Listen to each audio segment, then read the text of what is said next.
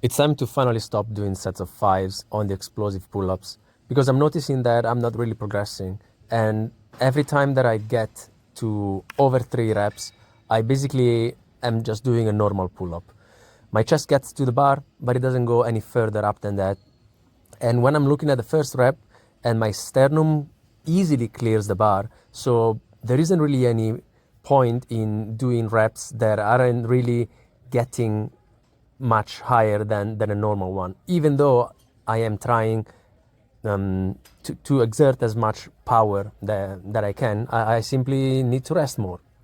This is something that I was doing in the past, and I've progressively moved away from, maybe because of a tendency to doing just a couple of sets and trying to get as many reps in, but it doesn't work, and it's probably detracting from progression because I used to do stuff like every minute on the minute, where I was taking 5 minutes to do one set, but I was getting clean reps each time.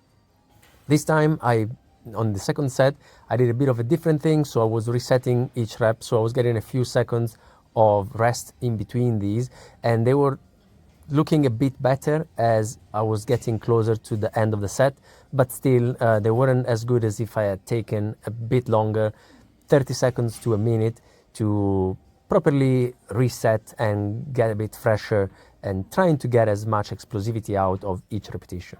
Also, might be getting in smaller sets, smaller rep ranges, 2 or 3, similar to what I would be doing on maximal jumps. I wouldn't do too many repetitions, and especially because I am hanging from the bar, so my upper body strength is not comparable to the lower body, and so definitely I need to really change the approach that I have on these.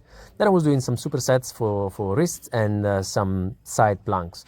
This is great because I wasn't able to do side planks on the floor just after the lower back tweak that I experienced a couple of weeks ago, and now being able, just after 10 days or so, to get back into those elevated feels good.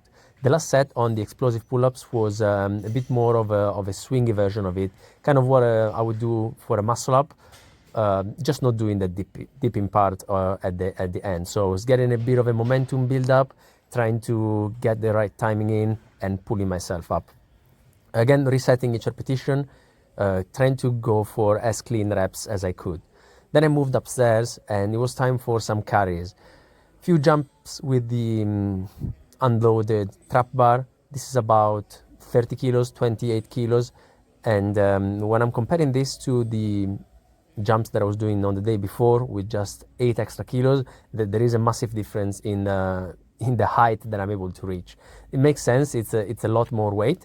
And it's not really anything that I'm doing seriously in here. It's more of a lower body priming and warm up, dynamic warm up before I hit the carries. On carries, I've gone up to 133 kilos from the previous time, so I went up 5 kilos, and I'm walking the distance of this turf here.